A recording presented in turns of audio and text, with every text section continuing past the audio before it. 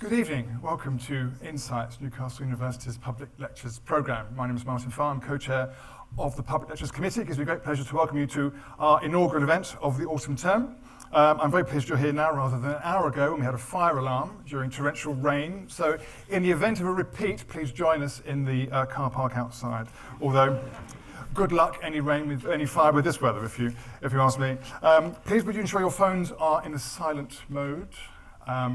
And that if you wish to follow us on Twitter, we are at InsightsNCL, and you can hashtag your comments, hashtag InsightsNCL.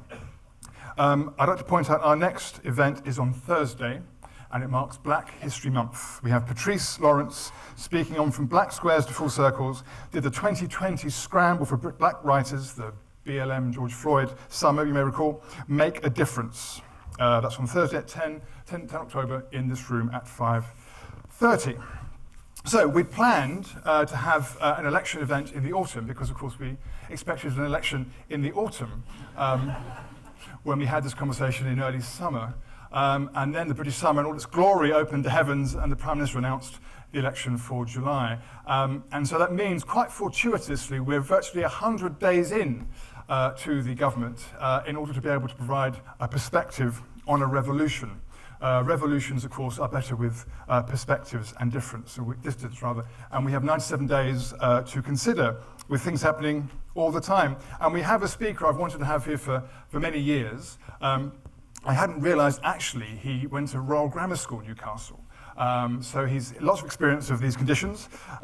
And he was a journalist at the Sunday Times throughout the 1970s in the glorious reign of Harry Evans on the Insight team, landmark in British journalism, and then through the Independent and the Guardian and broadcasting. And then very unusually to be a wordsmith, a journalist who becomes a pollster and is the president of YouGov, innovative polling organisation, 2007-2016. And publishes widely. His Substack is always worth reading, so he has a blog on the Substack website. And unlike most Substacks, it's free to read, so do sign up for Peter Kellner's Substack, and you can read his thoughts and observations on what takes place in politics and public life. And so, please, would you join me in welcoming, speaking on Election 2024, A British Revolution, Peter Kellner.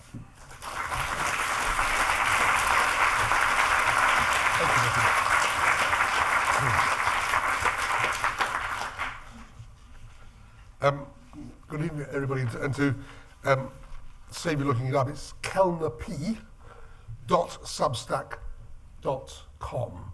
I'll be testing you later. The dictionary definition of revolution is that it's the overthrow of an old social and political order in favour of a new system. We normally use the word to describe something done suddenly, by force. That's not the British way. Not since 1688, the so-called Glorious Revolution, has power changed hands through force. We've had more than 300 years of incremental change. My question is this: is what we're living through today fundamentally different? Future historians, perhaps some of you here, will provide a more definitive verdict of whether revolution is the right word to describe Britain in the early decades of the 21st century. My concern is that our democracy, perhaps democracy everywhere, is more fragile than we realise, and that we could be on the verge of something that might justify the word revolution. A slow-moving one, but with consequences that could be just as far-reaching as the sudden overthrow of an old regime. Here are some of the contrasts between British politics in the early 1970s, when I started following politics as a young journalist, and how things are today. 50 years ago, the legacy of the Second World War loomed large. Almost every senior politician who lived through it as a young adult. Many had fought on the front line with distinction. Edward Heath, Dennis Healey, William Whitelaw, Tony Benn, and others.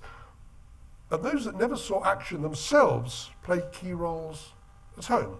Roy Jenkins was a codes breaker at Bletchley. Harold Wilson worked with William Beveridge on plans for a fairer post-war society. In the 60s and 70s, they could be fierce in the election campaigns, but while they were rivals in politics, they never forgot that they were partners in democracy. It was, after all, what they'd fought for a generation earlier. That sense of democratic partnership, I believe, is much weaker today. We should, of course, be grateful that few MPs of recent times have had to fight in a war, although the few that have done so, such as Labour's Dan Jarvis and the Conservative Tobias Ellwood, have tended to bring a different, less divisive perspective to life at Westminster. Nowadays, the most common route to politics is through jobs that are connected with politics. For example, MPs, researchers, lobbyists, lawyers, local government, think tanks, or universities or journalism. I must confess that I have sometimes played my own part in this process. One of Labour's new MPs was a political pollster. I know, I trained him. But it's not just that far fewer MPs have fought in wars. We also have far fewer people who have been factory workers or bus drivers or hospital porters or farm labourers or shopkeepers or office managers or entrepreneurs. Too few people with direct knowledge of the daily lives and decisions that face millions of Britons. The upshot is that political competition these days is more brutal and less well informed than in the past. The balance between party rivalry and democratic partnership has tilted far more to the rivalry. Too much low cunning, too little high principle. That's the first source of fragility in my list. Don't worry, the list's not that long. The second is that party competition has become not just more brutal, but less stable. From 1950 to 1970, almost every MP was either Labour or Conservative. And together, the two parties always won at least 87% of the national vote. In this year's election, their combined share of the vote was less than 60%. They still won the great majority of seats, 532 out of 650, but the 117 seats won by other parties was easily the largest number since Labour established itself as the main non-conservative party 100 years ago. And although the result this year was a landslide, the rise in the number of third force MPs means that in future, a hung parliament is much more likely. From 1945 to 2010, well, he has only 7 months without a majority government. That was when Edward Heath lost the election in February 1974. In contrast, after 2010, the Tories ruled for 7 years without a majority, first in coalition with the Liberal Democrats, and then later dependent on the goodwill of Northern Ireland's Democratic Unionists. My third point, and one that helps to explain these developments, is that the political character of the British electorate has changed. In 1967, the eminent political scientist Peter Kellner wrote, "Class is the basis of British party politics. All else is embellishment and detail." Working class areas elected Labour MPs, middle class areas elected Tory MPs. A relatively small number of seats with mixed electorates, usually either suburbs or small towns, were the ones liable to change hands and determine which party formed the government. Now, like many aphorisms, Pultzer's law was not completely true. If it was, there would never have been Conservative governments in the middle decades of the 20th century. those were the decades when working class voters outnumbered middle class voters by 2 to 1. Yet Pulitzer was fundamentally right. Class was the single thing that correlated most closely with the way people voted.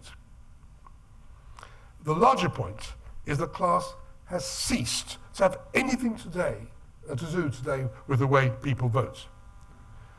We saw that most vividly in 2019 when the Conservatives won such traditional working class areas as Bishop Auckland, Bolsover, Don Valley, Sedgefield, all seats that had been Labour since before the Second World War.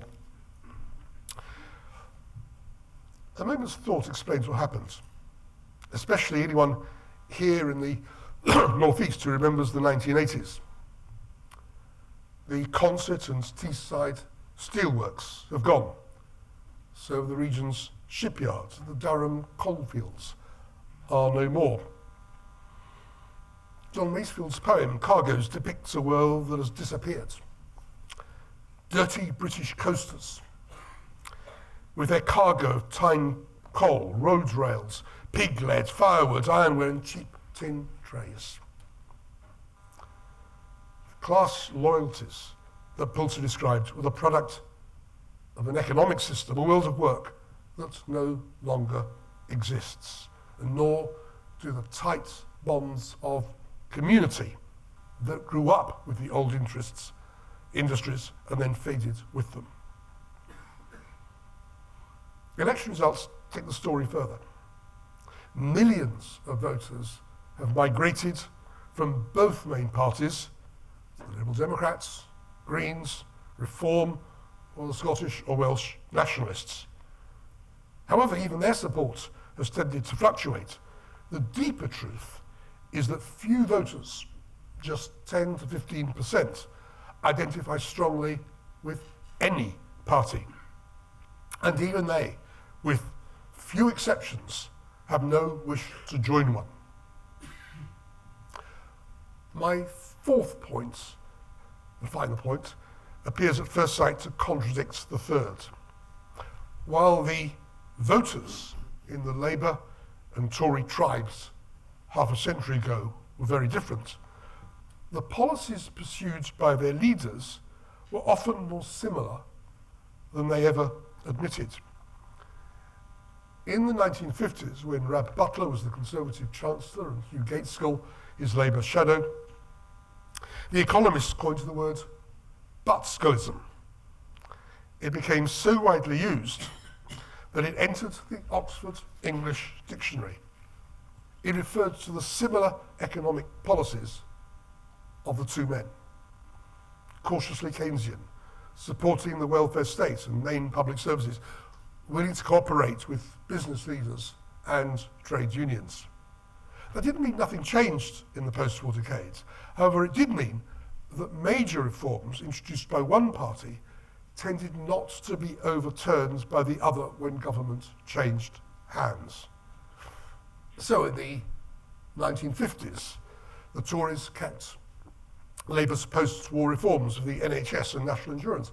In the 1960s, Labour maintained the Conservative liberalisation of retail prices. Within 18 months, adopted Harry Macmillan's ambition to join the common market. This was then achieved by Edward Heath, whose Conservative government also accepted Labour's social reforms on abortion, gay rights, and the end of capital punishment. More broadly, there was wide agreement throughout these decades on the values of important national institutions in our national life. A BBC, free from government control, an independent judiciary, academic freedom, and the NHS once the Tories stopped opposing it in the late 1940s. And that agreement on values was bolstered by the way television became the dominant source of news, and hence our understanding of what was happening in the country around us. A common understanding because BBC, ITV, later Channel 4, their news bulletins all basically signed up to the same kinds of news values. Now, in the 1980s, Margaret Thatcher did undo part of the post-war settlement that both parties had endorsed. She privatised the utilities, sold council homes, limited the power of trade unions. Labour resisted all this and lost 4 elections in a row. When Tony Blair won the 1997 election, he made only marginal changes to Thatcher's reforms. But we should also note that the rest of our national life carried on through the 1980s, largely untouched, though Thatcher plainly would have liked to have clipped the wings of the BBC. So things did change. Political parties did matter, but they mattered in a particular way. They did not so much initiate reform as curate it. They took over ideas for change when the time was right. Indeed, I would argue that almost every post-war reform started outside Westminster. Think of the NHS and the welfare state of the Attlee years, or ending capital punishment, or legalising abortion and gay rights, or joining the common market, or switching from Keynesian to monetarist economics, or privatising nationalised industries. Radical governments seldom invented radical politics. Mainstream parties waited for each idea to ripen before adopting it. This process helped to discourage politicians from experimenting with ridiculous lurches in policy. Not always. Witness the story of the poll tax, or more recently, Liz Truss's premiership. However, such pyrotechnic disasters have actually been quite rare. Now, looking back, we can argue about how well this process worked. Would more dramatic policies adopted earlier have stopped Britain gradually slipping down the international league table for economic growth? But with the exception, important exception, of the horrors inflicted by the IRA, the United Kingdom was an oasis of social and political stability. All in all, our politics enjoyed a particular kind of stability, dominated by 2 big parties, making broadly predictable arguments about their objectives. Elections were to some extent rituals. Whoever won, life would change, but not too much. We were occasionally threatened by strikes and inner-city riots, but pulled through. In particular, fringe parties remained on the fringe. The communists never had more than 2 MPs. As for Oswald Mosley's Union movement in the 50s, the National Front in the 1970s, more recently the British National Party, none of them ever came anywhere near winning any parliamentary seats. Now, taking my 4 points together, we, I, come to the conclusion that we no longer have some of the most important conditions which protected our post-war political stability. As those who fought in the Second World War have died out, their particular form of democratic solidarity has died with them. The class basis of political loyalties has disappeared, and with it the ability of any party to remain a mass movement with millions of members. Voters have become more volatile, new parties have appeared, and the fringes of left and right no longer live in an electoral wasteland.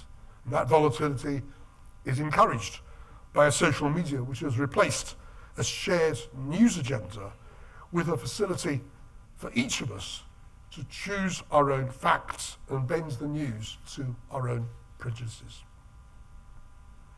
As a result, we no longer have the equilibrium of 2 parties dominating our politics in a way that gave us orderly change according to rules that commanded general consent.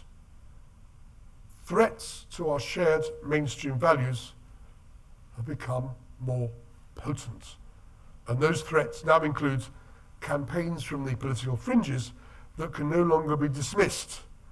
For example, against senior judges, or the BBC, or academic freedom. Combining these 4 points into a single proposition, I fear that the glue that binds our democracy together has begun to crack. It's in the context of those things that we need to make sense of what happened in this year's general election. I propose looking briefly at where each of the main parties stands today and then bring the discussion back to the long-term issues we now face. First, Labour. At first sight, its victory looks very close to that won by Tony Blair in 1997. A majority of 179 then, 172 this year. But those facts conceal a fragility that was almost absent 27 years ago. More than 13.5 million people voted for Tony Blair's New Labour. Just 9.7 million for Starmer's Changed Labour. Labour's votes rose by 2 million under Blair. It fell by 500,000 under Starmer. Indeed, in 56 of the seats that Labour gained this year, fewer people voted Labour in those seats than they did 5 years ago when losing them under Jeremy Corbyn. Labour owed this year's victory far more to the way our voting system magnified the impact of divisions on the right than to enthusiasm on the left. Had Conservative and Reform voters lined up in each seat by a single candidate, Labour would have won 144 fewer seats. It would have been almost 60 seats short of a majority in Parliament, not the landslide victor. Now, one of those seats was Norfolk South West, for those of you who stayed up to see the defeat of Liz Truss. It's an intriguing thought to imagine socialism sweeping the fens. In fact, Terry Jeremy, the new Labour MP, won less than 27% of the vote. Truss won 25%, and Toby Mackenzie, the Reform candidate, 22%. 47% between them. I'm not sure I'd bet too much on Labour holding South West Norfolk at the next election. More broadly, the upshot of this is that Labour is far less certain of securing a second clear victory in 4 or 5 years' time than it seemed after 1997. Then it would have needed an 8% swing to the Conservatives to cost Blair his majority. Now an adverse swing of just 5% could see Starmer losing his majority. The curious thing is the Conservatives are also worse placed today than they were in 1997. Compared with then, they won almost 3 million fewer votes and 45 fewer seats.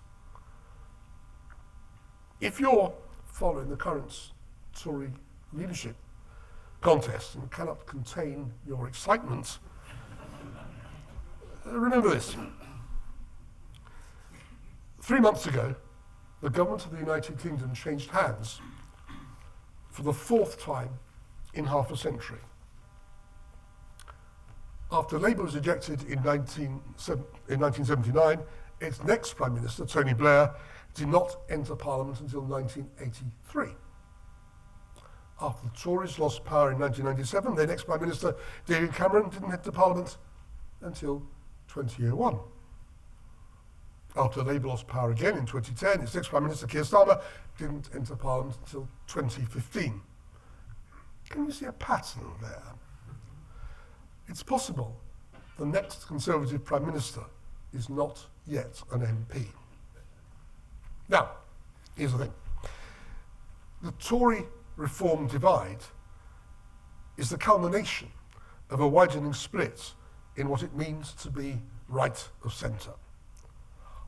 On the one side are the internationally minded pragmatists, on the other side, the nationalist ideologues. The first group used to be dominant. Think of Churchill, Macmillan, Heath. In recent times, you've had leaders from both sides. Ian Duncan Smith, Liz Truss, Rishi Sunak on the one hand, John Major, David Cameron on the other. Theresa May and Boris Johnson tried to straddle the divide and came unstuck. The leader who stands out is Margaret Thatcher, who combined ideologically nationalist rhetoric with pragmatic internationalist policies. Only at the end did she lose her balance. So, Brexit didn't cause the divide on the right, but the vote to leave the EU was the event that turned the divide into a chasm. It's no longer possible to put ideological Humpty and moderate Dumpty back together again. In my judgment, the Tories will fail if they fight on the ideological right, either collaborating or competing with reform in order to dominate that space. But can they ignore reform's appeal? How do they regain power if they fail to attract Farage's followers? I'm not sure they can, at least not in the short term. Maybe the old saying applies to today's Tory party. The existence of a problem does not necessarily imply the existence of a solution. But in the long run, our voting system punishes parties that appeal to 1/5 of the electorate who are right-wing nationalists and alienates the 4/5 who aren't. That's why I think the only sustainable long-term future for the Tories is to rebuild their base on the centre-right and marginalise the far-right. That is to make and win the arguments for a market economy supported by smart government that actively collaborates with our European neighbours and the wider world, and which refuses to demonise immigrants. And while we're about it, one that acknowledges that lower taxes are incompatible with the quality of schools, healthcare, social care, defence, trains and buses that almost all of us want. I like parties that have been thrown out of office in the past.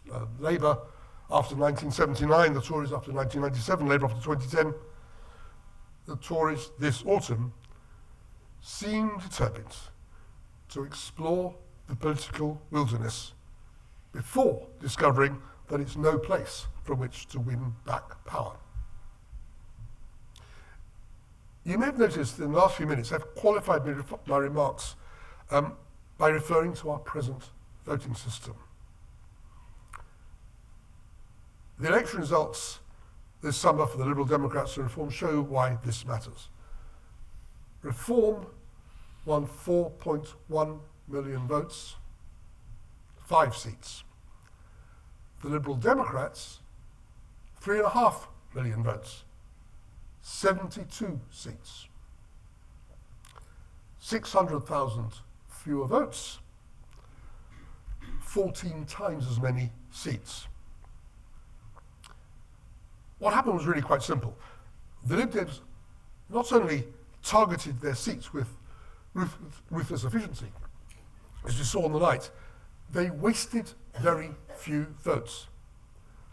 In the great majority of seats, 442 to be precise, they won less than 10% of the vote. In contrast, the great majority of Reform candidates, almost 500, won between 10 and 30%, enough to ensure a large national vote, but too few to win many seats. Now bear that in mind when we consider what might happen at the next election and its consequences for our voting system. Here's a possible scenario. It's not a prediction. Rather, it's a way of exploring a possible future course for British politics. Let's suppose that Labour slips back to 300 seats, by far the largest party, but 26 seats short of a majority. It could gain votes and still fall short in seats if the Tories recoup even a modest share of the votes that went to Reform this year. This could also mean that the Tories recover to something like 200, much better than this year's 121, but still well short of competing for power. I reckon that Reform could win some seats where it's strong locally, came second to Labour this time, even if it loses votes nationally. For similar reasons, the Greens and the Lib Dems could each gain a handful of extra seats. Now, the precise numbers don't matter. What I'm sketching out is the possibility of a parliament where Labour has lost its majority, most MPs are still on the left or centre-left, there are more MPs from smaller parties than ever before. What would then happen? Labour could try to carry on as a minority government, but this could be unstable. The financial markets wouldn't like it. Rebellions by Labour MPs would be more frequent and possibly more effective. At some point, maybe straight away, maybe after a few months, Labour would want a deal that secures a stable, progressive majority in the House of Commons. I'm not sure actually how a hung parliament would play out, but there is a real possibility of a constitutional crisis, and at the heart of this will be a bitter and potentially dangerous clash. Let me explain what I mean. On the one side, we have a current voting system that works best when precisely two political parties, no fewer and no more, dominate the legislature. On the other hand, we would have a party system that is fragmented in a way that is simply not reflected at Westminster. Parliament might no longer command respect as a democratically legitimate forum for debate and decision. How should we resolve that conflict? We know what the Greens and the Lib Dems want most of all, as does Reform for that matter, a radical change in the voting system.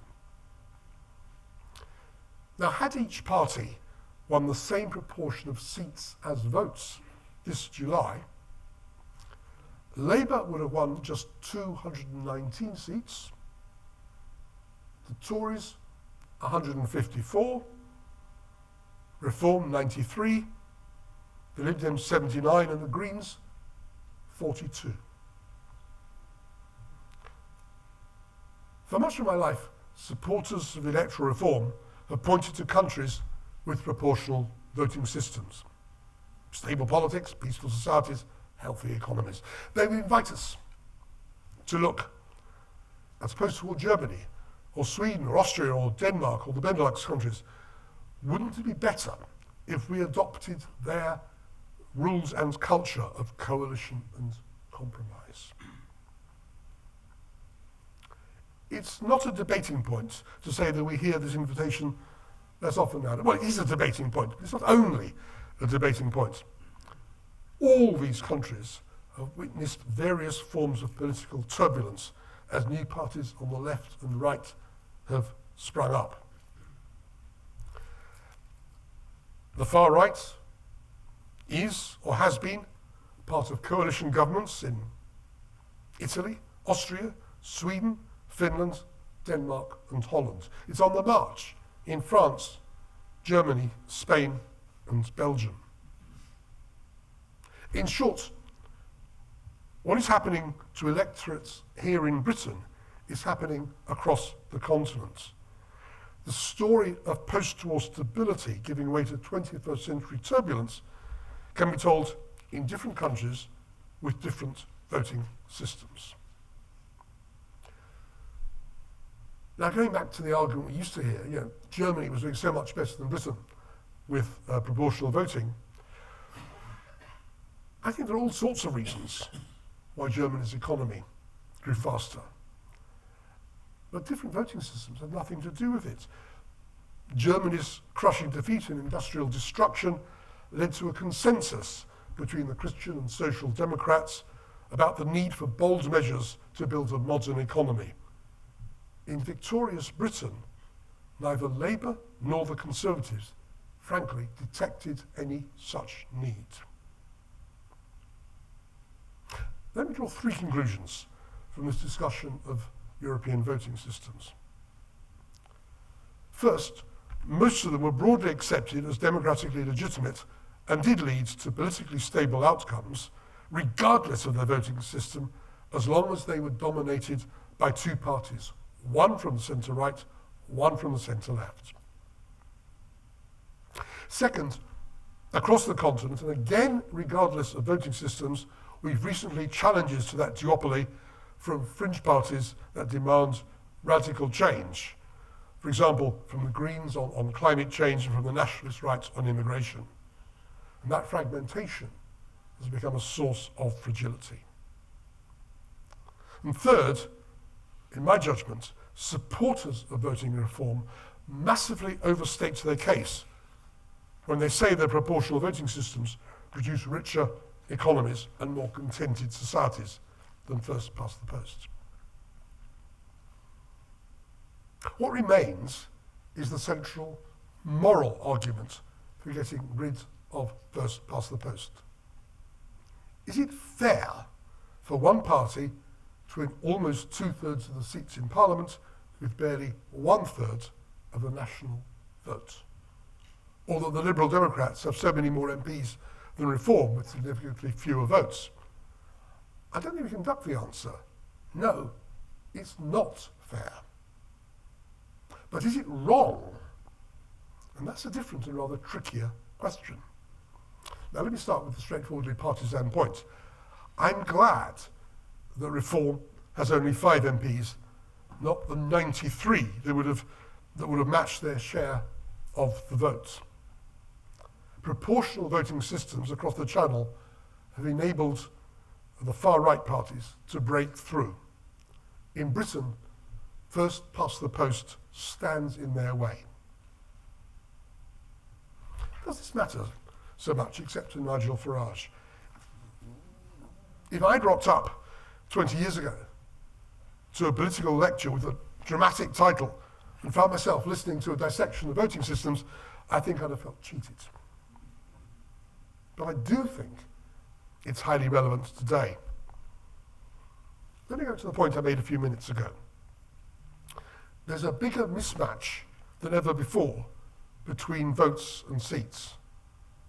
For the moment, life carries on. Keir Starmer has his majority. New laws will be passed. MPs will approve Rachel Reeves's budget measures. Nigel Farage will shout from the fringe but can't stand in Labour's way. However, as I also argued, there's a strong likelihood at some point, maybe the next election, maybe the election after, Labour will lose its majority and we shall not have an outright victory, but a truly hung Parliament. What happens next will depend on many things, not least the final number of MPs elected for each party, but fundamentally, one or two things will happen. Either we shall keep our present system or we'll change it. Either way, we'll be gambling with Britain's future. Keeping with the status quo means that we could produce badly disproportionate outcomes election after election. The legitimacy of victorious governments will be challenged with mounting determination, making the daily task of governing Britain harder. On the other hand, if we switch to a more proportional voting system, we could have completely messy election outcomes, weak governments, and the kind of uncertainty the financial markets detest. Now, it would be nice to imagine that multi-party coalitions would lead to rational cooperation and sensible compromise in the public interest.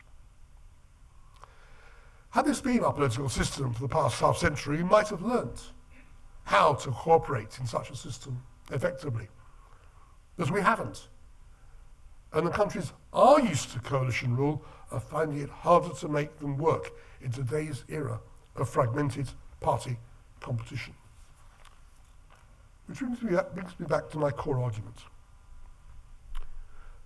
For half a century after 1945, Britain and the democracies of Western Europe enjoyed a golden age in which political competition took place within a framework of democratic partnership. The existence in almost every country of exactly two large parties was ideal in that it made the essential choice of government straightforward and the outcome of each election usually clear-cut. But this arrangement was underpinned by broad agreement within each country that the norms of democratic competition and the broad contours of national life should be respected. And this was true even of Britain's great reforming governments, the Liberals in 1906, the Labour in 1945, the Tories in 1979. Maybe we've taken these things too much for granted. When Rishi Sunak conceded defeat on the steps of Downing Street on the morning of July the 5th, he was the 8th Prime Minister in my lifetime to leave office without complaint and accept his rival's victory. I'm not saying that such magical moments are at immediate risk. I'm saying that below the surface, not far below the surface, the rumblings of dissatisfaction with our political system are growing. And the reasons for that dissatisfaction are not going away. Within the next decade or so, there's a real possibility of a messy election outcome which leads to big changes in the rules of political contest. Now, if there's a single sentence in this lecture that I invite you to take to heart, it's this. The most important feature of a healthy democracy is not its rules, but its culture. Good rules provide important guardrails in moments of crisis, as when the Supreme Court blocked the prorogation of Parliament 5 years ago. But even then culture mattered. Boris Johnson agreed to pull back. He didn't try to jail Brenda Hale, the President of the Supreme Court, or her wonderful spider brooch. However, when the underlying culture of democratic consent is missing, even the best rules are of no use. I know of constitutional experts who give high praise to Germany's Weimar Constitution after the First World War. We know how that ended.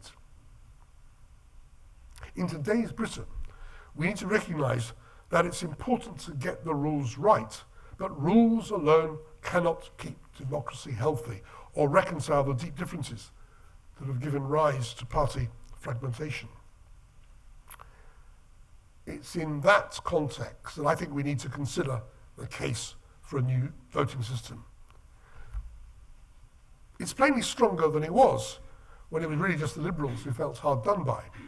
However, as we've seen, the recent records of proportional systems across the Channel weakens that case.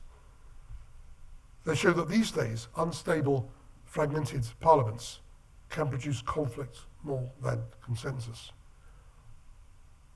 This means we have to tread carefully.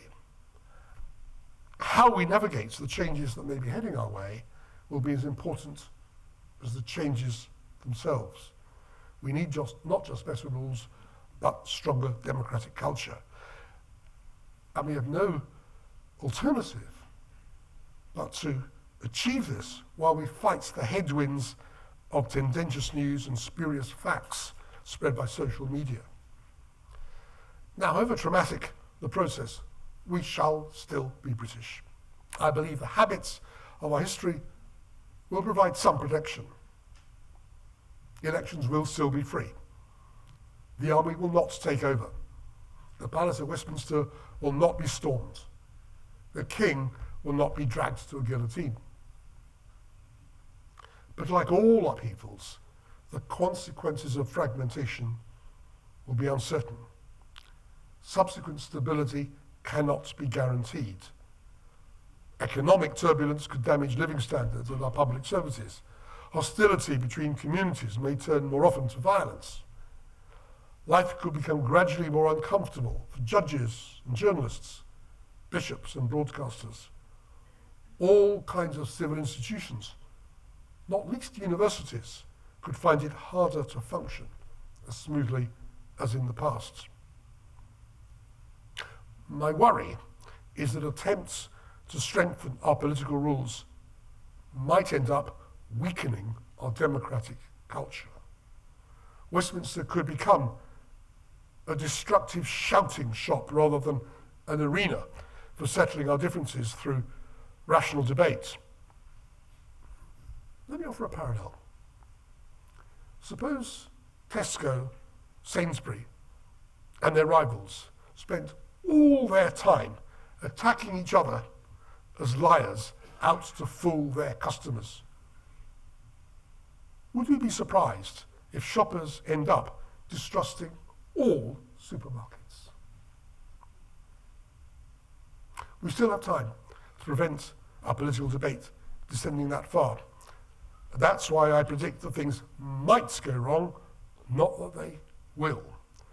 We need our politicians to lead the way and set the right example by taking effective steps to revive democracy as a shared endeavour, not a cynical fight to the death. Otherwise, I do fear we face a descent into dystopia, not as a sudden event, but as a process that we fail to stop. In which case, historians might well look back on the coming years as a British Revolution. Let me make one final point. I'm speaking now to the younger members of the audience. My generation, and some of my old friends are here, I think will agree with me that half a century ago, we broadly thought of ourselves as part of a generation which would make life better. There was a trajectory we hoped we would be part of, to bequeath to our children and grandchildren a healthier polity. I'm sorry, we haven't. So to those of you who are at university or are starting out on your adult working life, good luck. Thank you.